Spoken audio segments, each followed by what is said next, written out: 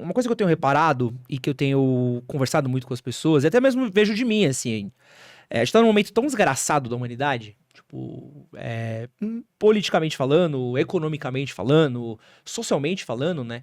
De muitas incertezas, né? Então, pô, você vê que, pô, a minha geração, a gente acreditou Que era que a só gente ia estudar viver muito. a paz. Não, mais simples ainda. Eu acreditava que a gente tava vivendo um momento de paz. Pô, o muro de Berlim caiu, acabou a Guerra Fria. Pô, a gente vai viver o quê? Vamos viver a paz. E a gente viveu. E a gente viveu até uma paz relativa, Sim, né? sim. A gente acreditava que estudar você ia ter um bom emprego, acreditava que a gente ia ter uma ascensão social boa, a gente viveu uma economia boa no país, né? Com a ascensão das commodities. Então, a gente teve uma estabilidade muito boa e a partir de certo momento a gente parou de ter essa estabilidade, né? Eu vejo que nos últimos 7 anos, se a gente colocar por aí, a gente tem tido um estado muito mais negativo, né? E vejo do próprio mundo, assim, Sim. ainda mais com o aumento, a disseminação de redes sociais, da comunicação, a fragmentação da grande mídia, a fragmentação do discurso. Eu vejo que a gente tem ficado cada vez mais negativo, uma coisa cada vez mais pessimista. E também vejo até um tema do podcast do Summer Hunter, o Desenrola, com o Michel Alcoforado dessa semana, foi sobre isso, né? Foi sobre religião. Excelente podcast. Inclusive, Michel Alcoforado já está confirmado para conversar com a gente aqui no podcast. E eu vejo que as pessoas estão se ligando cada vez mais com a religião, justamente por conta desse conjunto de regras, né? Porque você tem, no mundo caótico, onde você... o relacionamento antes ele era... Pô, você vai encontrar uma namoradinha, vão noivar, vão casar, vão ter filhos e até que pra sempre... Vão ver pra sempre até que a morte separe. Pô, agora você tem relacionamento aberto, poliamor, tudo mais. Ou termina, ou divorcia, e é mãe solteira, e é não sei o quê. Você tem trabalho e não tem, você vai fazer não sei o que, não sei o que lá. Pô, aí você pega uma regra fácil, que é tipo assim, pô, mas aqui em Deus, tu tem uma garantia. Na religião, tu tem uma coisa. Pô, tu segue esse meio conjunto de regra aqui... Talvez aqui na Terra tu não tenha o que você precisa, né? Mas quando você morrer, o que é teu tá prometido, né? Como é que você vê essa coisa, nessa nossa aproximação com a religião nesse momento atual? É uma bet. É igual uma bet. Você percebe que, no fundo, a gente quer controlar as coisas, mas dentro de um cenário conservador. Faz sentido as pessoas serem conservadoras. Porque qual que é o grande problema? As pessoas querem ser felizes. E a gente tem que inverter essa lógica. De novo, eu sou otimista em relação a isso. Mas eu não sou otimista pensando agora. A gente vai passar por um monte de coisas e... Eu trabalho por coisas muito na frente. Tá? Décadas pra frente. Onde que mora o meu otimismo em relação a isso? Essa busca por uma nova religiosidade e tal, que é uma garantia de segurança, é a mesma coisa da segurança que você vê na Bet. Tá? É uma coisa completamente ilusória que vai agregar valor para certos grupos, certas pessoas. E vai massificar, a pessoa vai cair num outro buraco, tá? A ideia é você tancar a responsabilidade individualmente. A gente até falou na nossa última conversa sobre a epidemia de solidão, certo? A gente falou sobre isso. Sim. Eu advogo que a solidão continue, só que você transforme ela em solitude, transformando em movimento. Então, de novo, voltando no ponto anterior. As pessoas hoje, elas são individualmente mídias, você é uma mídia individual e um consumidor, tá? E aí, pegando aquela coisa da religião, na religião cristã, você projeta o pecado no Deus, né? E esse Deus fica distante. O que acontece na sociedade moderna? Na sociedade moderna, Deus não é mais transcendente. Não é uma coisa transcendente, ele é imanente. E aí, qual vai ser o novo Deus? O robô. O robô dentro da sua casa, ele vai ser uma coisa... Vai ser aquele que você sacrifica. Para você não se sacrificar, você vai começar a sacrificar o robô. Então, por exemplo, imagina que eu coloco um robô na sua casa para você conversar com ele. E eu coloco um algoritmo dentro, né? Um LLM e tal, o robô fala com você, né? Aquele robô, ele não reflete sobre aquilo que ele está falando. Ele reflete aquilo que eu coloquei ele para refletir. Mas ele não precisa, basta você acreditar que ele reflete. Então, por exemplo, quando você vai na igreja, faz suas orações e tudo mais, você acredita que está sendo ouvido. Não é muito diferente de um robô. Se eu tirar essa coisa da espiritualidade, colocar aqui na sua frente, e você acredita que ele de fato interage com você, é o que você precisa. Só que em vez de arrumar um terreninho no céu, você está dando dinheiro para uma corporação. Então a corporação está virando a nova religião, por meio dos robôs. Então o Deus agora é um Deus imanente, não é transcendente. E aonde isso mais cresce? Na China. Eu falo, né, que a nação mais ateia do mundo é a China. Eu já fui 4 vezes para a China. A nação mais ateia do mundo é a China. Porque as pessoas, eles não são crentes, eles são supersticiosos. Eles têm superstições. Uma coisa muito interessante quando você vai para a China e convive um pouco mais com a cultura e tal, quando você vai num templo chinês, Na entrada do templo, a soleira, que é a parte de baixo, ela não é plana. Ela tem um salto, às vezes é meio metro de altura, né? E aí você entra pulando. Todos os templos são assim, você tem que entrar quase pulando, né? E aí a analogia que eles falam é que assim, que os fantasmas não sabem pular. O fantasma bate ali e volta. É uma coisa de proteger, né?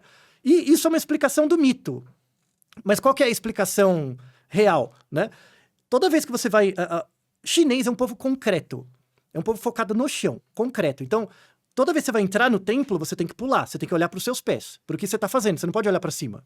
Você tem que olhar para baixo, né? Então, por exemplo, eles reverenciam muitos antepassados, que são pessoas que existiram de verdade, né? Então, lá, a robotização está aumentando demais. Exatamente por isso, porque é óbvio para eles. Deus é a natureza. Se a natureza agora se transmuta num robô, tá tudo certo. Para eles não ocorre, porque eles são concretos. A gente sofre muito com isso, porque a gente tem uma visão de Deus transcendente, que está ficando imanente. A automação das nossas casas, um monte de gente fazendo terapia pelo GPT, e não funciona. Eu separei esse tópico aqui também. E uma coisa que eu vejo também é uma questão de uma aproximação muito grande de outros tópicos que a gente tinha, e que é muito perigoso também. A gente está falando de campo financeiro com Deus, estamos falando de campo de trabalho com Deus, e a gente trouxe o pior tipo de gente possível para Deus, que é os coaches. Sim. Porque assim, quando eu não consigo fazer mais você acreditar em meritocracia, você vai olhar e falar assim, pô, peraí, eu acordei, eu me esforcei, eu passei 10 anos acreditando que se eu trabalhasse enquanto eles dormem, eu teria sucesso. Eu passei muito tempo acreditando que se eu estudasse, eu seria bem sucedido, não fui. Eu acreditei que se eu fosse um bom funcionário, entrasse no horário, se eu entrasse antes do meu chefe e fosse embora depois dele, eu seria reconhecido, não fui. Pô, peraí, tem alguma coisa errada. Aí, pô, eu não acredito mais você, coach, que fala isso. Aí o cara pega e sofistica o discurso dele. Fala assim, não. Mas tem Deus, você acreditou em Deus? Porque Deus disse que você vai prosperar, mas você precisa acreditar em Deus.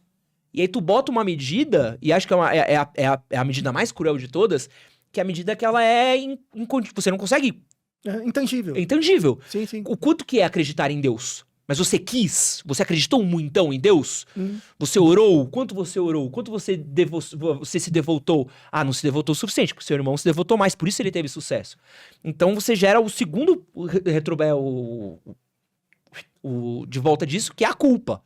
Pô, eu não orei o suficiente, por isso eu não sou bem sucedido no trabalho. Então não só você tá preso naquela cadeia de trabalho, naquela cadeia desgraçada econômica também, como você também tá preso numa cadeia agora de culpa porque você não orou o suficiente, ou porque você não foi cristão o suficiente dentro daquilo para poder se libertar daquilo que você queria. E a gente tira um fator muito importante, que é justamente a racionalidade. Do tipo assim, não, tem uma estrutura de trabalho aqui que está errada. Ou esse meu trabalho é só uma merda mesmo. Eu posso orar bastante aqui, mas meu chefe não vai mudar. A oração não vai mudar meu chefe ser um bosta, né? Quem precisava mudar era eu de empresa, né? Então é cruel essa lógica, né, com o indivíduo no fim do dia. E você percebeu que é uma bet. É que você não é palmeirense o suficiente. Por isso você não ganhou na bet. É o mesmíssimo discurso. Por isso que a bet pega tanto. Numa sociedade desigual, você dá algum tipo de esperança com base em alguma propaganda, né? Que seja de Deus, que seja de ganhar dinheiro rápido. É a mesmíssima coisa. É o mesmo discurso com meios diferentes. Tá? Esse discurso que a gente tem com a religião não é muito diferente da bet. E é por isso que cola tanto. E aí, volta de novo na questão do indivíduo. Você falou isso muito bem. Que tipo, parece que eu tenho que sempre atender uma expectativa, né? De alguém, de outro, eu não fiz o suficiente, eu não sou o suficiente. Na verdade, a resposta está em mim. Volta no Mircea Eliade de novo. Ele fala que a ideia não é colocar Deus como algo transcendente. É imanente, é você.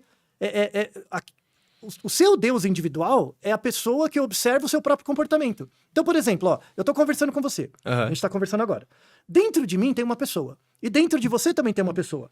Tem uma pessoa aí dentro que, ao mesmo tempo que você tá me ouvindo, tá digitando no celular, tá fazendo várias coisas. Tá? Essa pessoa observa o seu próprio comportamento. Essa pessoa aí dentro pode estar se sentindo feliz, triste, só que eu não tenho acesso. Então, por exemplo, quando você fala comigo, você ouve a minha voz. Mas você não ouve toda a dificuldade que eu sinto ao falar. O quanto que eu estou me julgando, o quanto que eu estou, sei lá, pressionando a mim mesmo para fazer. Isso você não tem acesso. Esse é o meu Deus interno. E esse é o Deus que todas as pessoas têm. Só que você fica buscando respostas fora. Quando, na verdade, a resposta é dentro. É a observação do seu próprio comportamento. Isso a gente não aprende na escola. Então, o que a gente aprende na escola? Você não deve lembrar? Quando você estava no jardim de infância, a sua mãe deve lembrar. No jardim de infância, criancinhas pequenas, 3 anos, tem uma parede lá escrito regras da escola. não faz cocô no chão, não morde a cabeça do seu coleguinha, sabe? Não brigue com ele. A gente não tem essas regras de jardim de infância na internet. Não tem. Então, por exemplo, se você coloca rede social, um cara que fala uma merda, por exemplo, uma criança que faz cocô no chão e joga no outro, sabe? Na escola. O que a escola vai fazer? Vai chamar os pais, não, né? Vai fazer alguma coisa, né? Em última análise, o problema é da escola, né? Em associação com os pais. Rede social não tem isso. Se você fala uma coisa escabrosa na internet, tem que culpar a rede social também. Não, aqui é a escola. Quem manda deixar o José Carlos, de 2 aninhos, com um cérebro tem 48, mas a cabeça mental de 2 anos, fica falando merda aqui na escola, sabe? Então, assim, se você coloca a rede social como culpabilizar a rede social pelo comportamento das pessoas, já vai dar uma melhorada grande. Outra coisa é a própria arquitetura da rede social, que é como se fosse uma feira do rolo. Você já foi numa feira do rolo? Já, pô, boa. Então, no ABC tem uma feira do rolo bacana. Sim. Né? Feira do rolo é o quê? Um monte de gente gritando, eu tenho, eu quero, eu preciso. Então você não tem interlocução. Eu, por exemplo, eu nunca vou, eu já recuso, tá? Se você der essa ideia, a gente é amigo, tá? Mas se você der essa ideia, eu já digo não. Eu não vou em debate. Tá. Detesto, não quero perder tempo, não tenho tempo pra perder com isso. Dá dinheiro pra vocês, eu espero que você ganhe muito dinheiro. Mas não... Eu não faço debate. Não, se você... Tenho mudar de amigos ideia, que fazem, estão ganhando bastante dinheiro com isso, mas não julgo. Não julgo. Você quer fazer, tudo bem, mas não me chame. Eu também não participo de debate não, que não é meu rolê. Eu acho uma perda de tempo completa. Não funciona. Dá dinheiro pra quem faz, mas não funciona, de fato. Por quê? Porque a arquitetura da rede é como uma feira de rolo. É um anunciando... Então, eu estou debatendo com você. Eu anuncio pra minha comunidade. Então, a minha comunidade, ele foi bem. A sua comunidade, ele foi bem. Não tem interlocução. Então, você reforça, na verdade, a polarização. Não adianta nada. Entendeu? Então, eu não compactuo com isso. E aí, se você pensar agora que a religião tem que ser um mecanismo individual, numa sociedade onde o indivíduo é muito poderoso nesse sentido, e ele é um consumidor, então, o que move o mercado? O consumo. Na verdade, você estudou marketing. Qual que é o objetivo do marketing? Mudar o comportamento das pessoas, né? Criar oportunidade, criar, né, percepções, coisas na pessoa. Por que o marketing gasta tanto dinheiro tentando influenciar o comportamento? Porque ele é o commodity, né? Se as pessoas mudarem o seu comportamento de compra e de consumo, todo o mercado altera. Se você olhar como as próprias igrejas viraram um produto de marketing. Sim. Né? A igreja Church, a gente tá tendo agora um novo momento, assim, que é muito louco, né? Que é produtos dentro da igreja. Então você tem o sabonete cristão, você tem a massagem cristã, a festa cristã. E eu não estou inventando nenhum desses produtos, porque isso realmente existe, tá? Aí você tem a caneca cristã, você tem os livros cristãos, os devocionais cristãos. Você vai criando toda uma estrutura que você pode... Você falou de futebol, mas isso funciona muito bem. Sabe uma coisa que vende muito pra palmeirense? Coisas do Palmeiras. Então, assim, você pode beber água numa garrafa. É legal. Você pode beber água num copo do Palmeiras. Porra, é o copo do meu Palmeiras. Gosto muito da minha paixão. Pô, agora se você vai botar aqui o copo do Igreja Church, o cara, aqui é a minha igreja, é Deus, é o meu espaço, é a minha comunidade. E também pega um outro senso que a gente não tem mais hoje, que é o senso de criação de comunidade, né? Então, tu pega duas paixões muito fortes do cara, né? Um senso de pertencimento, eu estou pertencendo a um lugar, a um grupo de pessoas, numa era solitária que nem a nossa, e Deus. Porra, como é que você compete com Deus? É muito forte. E aí ele falou assim, Deus falou que, ia ser legal se tu comprasse esse copo. Você vai questionar Deus? Fala, porra, né? Então, aí você vai questionar toda a estrutura dessa comunidade que você faz parte. Só que, se você parar pra pensar que você acredita que Deus tá te falando pra tomar essa água, né? E, na verdade, é só uma norma que todos compartilham. E você pensa, não é que Deus tá dizendo pra gente tomar essa água, que a gente concorda que Deus tá dizendo pra gente tomar essa água. A gente não sabe o que Deus tá pensando, né? Se é uma norma social que a gente tá compactuando, a gente não pode flexibilizar isso, fazer de outro jeito. Então, de novo, os indivíduos têm poder grande hoje. E qual que é a chave disso? É criar as regras do jardim de infância da internet por meio de uma educação científica. E aí eu dou, de novo, a definição de ciência que eu sempre falo nas minhas aulas. Ciência é o uso do método científico por um agente que se auto-observa. Então, se você aprende o método científico e você usa isso para criar uma câmera, você não é cientificamente educado. Você usou isso para gerar tecnologia. É legal gerar tecnologia com base na ciência. Você cria várias coisas. Mas o objeto último de utilização do método científico é para você observar o seu comportamento e mudar. Mudar a partir dele, individualmente. Esse é o sentido da religião individual.